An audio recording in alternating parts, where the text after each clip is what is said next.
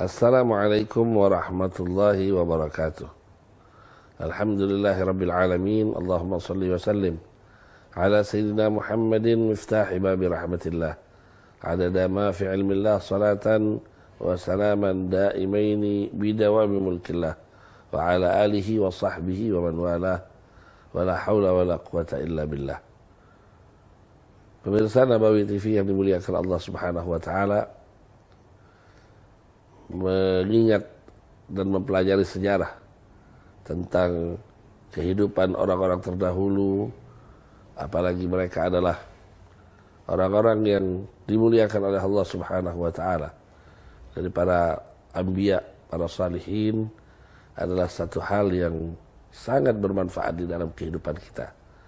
Bahkan Allah subhanahu wa ta'ala menjadikan itu sebagai salah satu pintu untuk kita mendapatkan kekuatan di dalam hati kita, keyakinan kepada Allah subhanahu wa ta'ala. Dalam firman-Nya Allah berfirman, wa kullan naqussu 'alaika min amba'ir rusul ma nuthabbitu bihi fuadak. Semua itu kami ceritakan kepadamu wahai Nabi Muhammad dari berbagai macam kisah rasul-rasul terdahulu, apa-apa yang bisa menguatkan hatimu.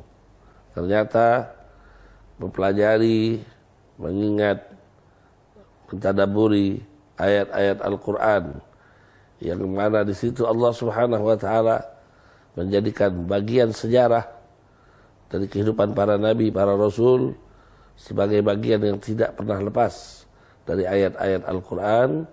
Itu bisa menguatkan hati, bisa menjadikan hati kita menjadi hati yang lebih kuat. Andai ini semua adalah untuk Nabi besar Muhammad sallallahu alaihi wasallam, yang hati beliau sudah sedemikian kokoh, yang hati beliau sudah sedemikian kuat, tetapi masih memerlukan kisah-kisah sejarah manusia-manusia mulia terdahulu, maka apalah lagi kita sebagai umatnya yang hati kita mungkin seringkali tidak mantap, tergoyahkan oleh berbagai macam hal. Kita lebih memerlukan kisah-kisah para nabi, para rasul, dan apa yang diceritakan di dalam Al-Quran untuk lebih memantapkan hati kita. Dan andai kisah para nabi, para rasul bisa memantapkan hati, maka apalah lagi kisah nabi kita, Nabi besar Muhammad sallallahu alaihi wasallam. Hari ini kita akan bercerita tentang kehidupan Nabi Allah Yahya, yang mana kehidupannya atau keberadaannya adalah merupakan bisyarah, kabar gembira kepada ayahandanya Nabi Allah Zakaria. Ya Zakaria, inna nubasyiruka bi ghulamin ismuhu Yahya. Wahai Zakaria, hari ini kami memberikan kabar gembira kepadamu dengan seorang anak yang bernama Yahya. Nama ini langsung nama dari Allah subhanahu wa ta'ala dan tidak pernah diberikan kepada manusia sebelumnya. Nabi Allah Zakaria yang saat itu merasa umurnya sudah tua dan istrinya juga saat itu sudah tua, tidak mungkin lagi untuk mendapatkan seorang anak, tapi dengan izin Allah subhanahu wa ta'ala, Allah subhanahu wa ta'ala memberikan kabar gembira kepada Nabi Allah Zakaria dengan keberadaan Nabi Allah Yahya, dengan kelahiran Nabi Allah Yahya alaihi wa ala nabiyina afdhalus salatu wassalam. Para pemirsa yang dimuliakan Allah subhanahu wa ta'ala, Nabi Allah Yahya adalah seorang nabi yang cukup istimewa, karena bahkan di dalam Al-Quranul Karim Allah subhanahu wa ta'ala berfirman, wa salamun alaihi yauma wulida wa yauma yamutu wa yauma yub'atsu hayya. Salam sejahtera atasnya di hari kelahirannya, di hari wafatnya, dan di hari ketika ia dibangkitkan oleh Allah subhanahu wa ta'ala. Kesejahteraan, kegembiraan, dan berbagai macam anugerah Allah subhanahu wa ta'ala diberikan di hari kelahiran Nabi Allah Yahya. menunjukkan bahwa kedudukannya sangat tinggi di sisi Allah Subhanahu wa taala. Yahya diambil dari kata haya yang berarti kehidupan, dan diberikan hal tersebut kepadanya dikarenakan Allah Subhanahu wa taala menghidupkannya dengan cahaya iman. Keimanan yang sedemikian kokoh ada di dalam hatinya menjadikan dirinya diberikan dengan nama Yahya yang berarti kehidupan, dan ini semua menunjukkan bagaimana kemuliaan Yahya di sisi Allah Subhanahu wa taala. Nabi yang merupakan putra seorang nabi dan juga merupakan sepupu dari Nabi Allah Isa yang sangat dicintai oleh Allah Subhanahu wa taala. Dalam kehidupannya, Nabi Allah Yahya dikenal sebagai nabi yang sangat kuat di dalam ketakwaan dan waraknya. Dan beliau begitu kuat di dalam menegakkan kebenaran, menyuarakan yang hak, dan juga bagaimana zuhudnya terhadap dunia. Nabi Allah Yahya senantiasa berjalan bersama ayahnya Nabi Allah Zakaria, dan dia juga termasuk orang yang beriman kepada Nabi Allah Isa, padahal umurnya lebih tua daripada Nabi Allah Isa alaihima wa ala nabiyina afdhalus salatu wassalam. Beliau hidup dengan penuh kezuhudan dan dikenal orang yang senang menyendiri dari manusia. Terkadang beliau beruzlah, menyendiri dan lari dari hiruk pikuk kehidupan manusia saat itu. Dan beliau makan secukupnya, tidak makan kecuali dengan makanan yang beliau butuhkan. Dan tatkala beliau makan dengan makanan-makanan sederhana, beliau mengatakan, wahai diriku, wahai Yahya, berapa banyak nikmat yang sudah kau nikmati, berapa banyak karunia Allah Subhanahu wa taala yang sudah kau makan. Sedemikian rupa Nabi Allah Yahya menjadikan dirinya sebagai seorang yang wara', sebagai seorang yang hidup dengan kesederhanaan.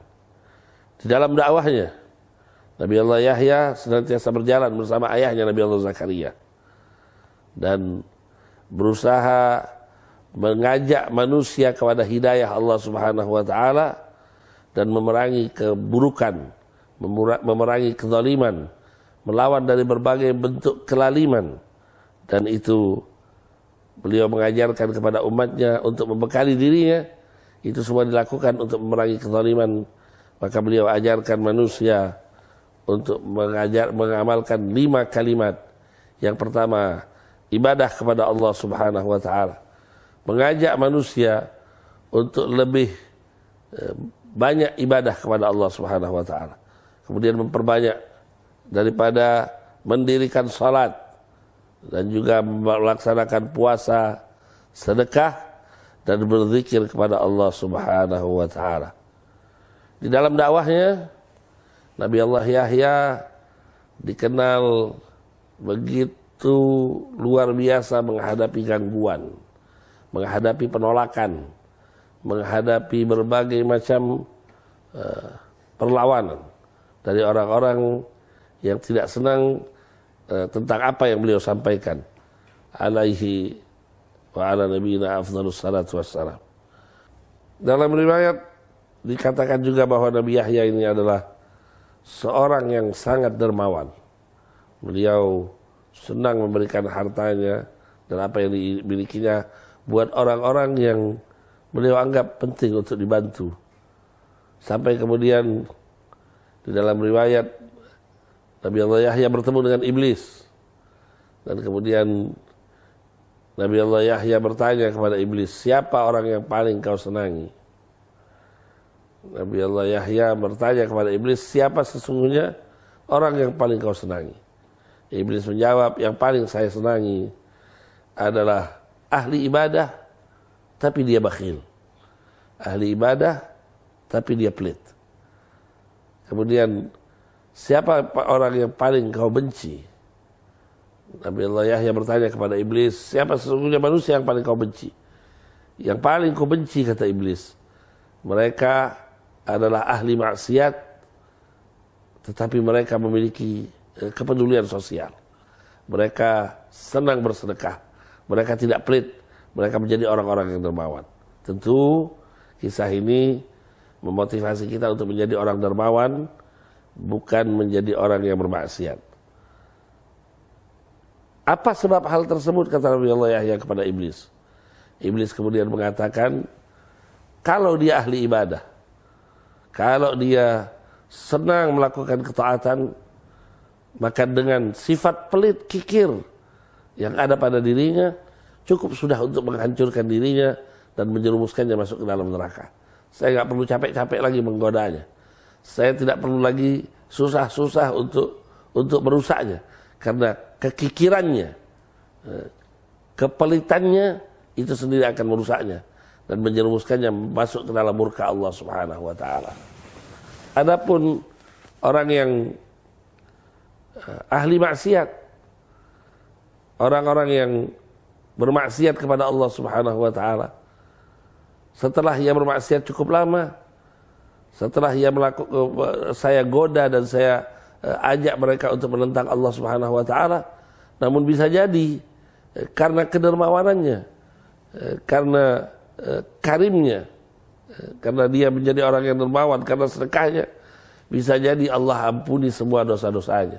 Sudah capek saya goda dia, sudah capek saya merusaknya, tapi hanya karena kedermawanannya Allah Subhanahu wa taala bisa jadi mengampuni segala dosanya. Inilah dialog percakapan dari sekian banyak percakapan antara Nabi Allah Yahya dengan iblis. Sampai akhirnya Nabi Allah Yahya menjelang akhir umurnya mengajak kaumnya untuk tetap patuh kepada Allah Subhanahu wa taala. Hingga satu waktu ketika seorang putri dari raja yang menginginkan untuk menikahi pamannya sendiri, dan ini sesuatu hal yang diharamkan, dilarang di dalam syariat yang dibawa oleh Nabi Allah Yahya, maka kemudian Nabi Allah Yahya melakukan penolakan, melakukan perlawanan, menolak hal tersebut, sampai akhirnya sang putri raja kemudian berusaha untuk melenyapkan atau memberikan pelajaran kepada Nabi Allah Yahya. Ia bersama ibunya kemudian menghadap kepada raja dan kemudian melakukan pembunuhan berencana kepada Nabi Allah Yahya saat ia sedang melakukan salat di masa kehidupan ayahnya. Di dalam riwayat, setelah mereka membunuh Nabi Allah Yahya, dibawakanlah kepala Nabi Allah Yahya kepada putri daripada raja tersebut, dan kemudian tatkala ia melihatnya, seketika itu dia mati karena melakukan pembunuhan kepada seorang nabi. Nabi Allah Yahya kemudian dikuburkan kepalanya di salah satu masjid di Damaskus, dan di sana dibangunkan satu tempat ibadah di wilayah Palestina, dan sampai sekarang tempat tersebut masih ada dan terpelihara. Apa yang bisa kita dapatkan ketika kita membaca kisah ini? Kita dengarkan bagaimana para ulama mengatakan, qutila adad kabir minal ulama ba'da maqtal Yahya alaihi salam. Setelah Nabi Allah Yahya dibunuh, banyak sekali ulama-ulama di zaman tersebut kemudian juga dibunuh, karena mereka mengingkari apa yang dilakukan oleh penguasa saat itu daripada kezaliman dan kelalimannya. Menunjukkan bahwa ingkar terhadap kezaliman itu perlu dilakukan apapun resikonya. Berapa banyak di antara kita sekarang ketika melihat kezaliman, ketika melihat daripada hal-hal yang sebetulnya tidak boleh terjadi, baik itu pembunuhan yang dilakukan secara berencana ataupun kezaliman-kezaliman lain yang menimpa para ulama, tapi banyak di antara kita yang diam. dan tidak bersuara. Lihat bagaimana Nabi Allah Yahya, bagaimana para ulama yang kemudian melihat apa yang terjadi pada Nabi Allah Yahya, yang mereka tidak takut dengan resiko tersebut. Apapun mereka tetap akan suarakan kebenaran, apapun resikonya. Mereka akan tetap melakukan perlawanan terhadap kezaliman, apapun yang terjadi. Kemudian kita mendengarkan bahwa Al-Imam Al-Qurtubi meriwayatkan dalam kitabnya bahwa Nabi Allah Yahya adalah orang pertama yang beriman kepada Nabi Allah Isa dan membenarkannya. Dan Nabi Allah Yahya lebih tua daripada Nabi Allah Isa, lebih kurang 3 tahun usia mereka terpisah, dan Nabi Allah Yahya lebih tua 3 tahun daripada Nabi Allah Isa. Kemudian apa yang kita dapatkan dari kisah ini? Yang pertama, anak yang saleh didapatkan dari kesolehan orang tuanya. Bagaimana Nabi Allah Yahya yang sedemikian rupa Nabi Allah Zakaria bermohon kepada Allah Subhanahu wa taala, meminta kepada Allah agar dikaruniai anak keturunan yang saleh, dengan permohonannya, dengan kesungguhannya, dengan keinginannya, Allah Subhanahu wa taala berikan kepada Nabi Allah Zakaria seorang putra yang luar biasa, yang saleh, yang bisa menyejukkan matanya, yaitu Nabi Allah Yahya ala nabiyina alaihi salatu wassalam. Yang kedua, beratnya kehilangan, dan bala yang paling berat adalah kehilangan seorang anak dan sang ayah masih hidup. Maka ini ujian yang sangat besar bagi Nabi Allah Zakaria setelah ia menyaksikan dan mengalami kejadian di mana Nabi Allah Yahya dibunuh di masa beliau masih hidup. Dan ini asyaddul ibtila'at, merupakan bala yang paling besar ditimpakan kepada Nabi Allah Zakaria.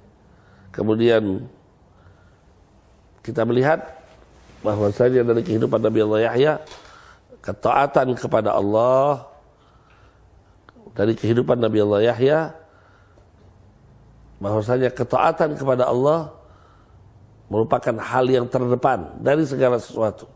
La ta'ata li makhluqin fi ma'siyatil khaliq. Bahkan tidak ada ketaatan kepada makhluk manapun, siapapun dia, di dalam bermaksiat kepada Al-Khaliq, Allah Subhanahu wa taala, Jalla Jalaluh wa ta'ala 'azamatuh. Selanjutnya, syahidul kalimah. Dikatakan syahidul kalimah, Nabi Allah Yahya adalah orang yang mati syahid karena menyuarakan kebenaran. Maka apa yang keluar dari kebenaran dari mulutnya tersebut lebih mulia ketinggiannya, kedudukannya daripada orang-orang yang mati syahid karena berperang. Ada orang yang mati syahid karena berperang, ada orang yang mati syahid terbunuh karena mengungkapkan kebenaran. Maka kedudukan orang yang mengungkapkan kebenaran lebih tinggi daripada orang yang berperang di jalan Allah Subhanahu wa taala. Bagaimana pelaku pembunuhan tidak pernah terdeteksi, bahkan tidak juga disebutkan di dalam literatur ayat Al-Quran ataupun sejarah-sejarah siapa sesungguhnya yang membunuh atau melakukan pembunuhan sebagai eksekutor pembunuhan pada Nabi Allah Yahya ala nabiyina alaihi salatu wassalam. Selanjutnya, faedah yang juga kita dapatkan dari kisah Nabi Allah Yahya adalah al-iltizam.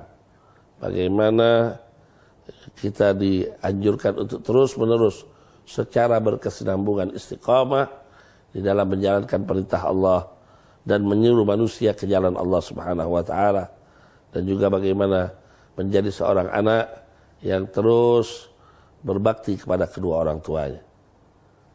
Orang-orang yang bisa melakukan hal tersebut adalah orang-orang yang insya Allah akan berada di barisan para anbiya akan berkumpul bersama mereka, wabil khusus bersama Nabi Allah Yahya. Ada satu faedah, bahwasanya siapa yang di dalam mimpinya bertemu dengan Nabi Allah Yahya, maka orang ini kelak akan diberikan sifat yang luar biasa, dari sifat wara, ketakwaan, dan perlindungan proteksi dari keburukan, dan orang tersebut akan mendapatkan kabar gembira di dalam kehidupannya karena pernah bermimpi bertemu dengan Nabi Allah Yahya. Hadani Allah wa iyyakum ajma'in.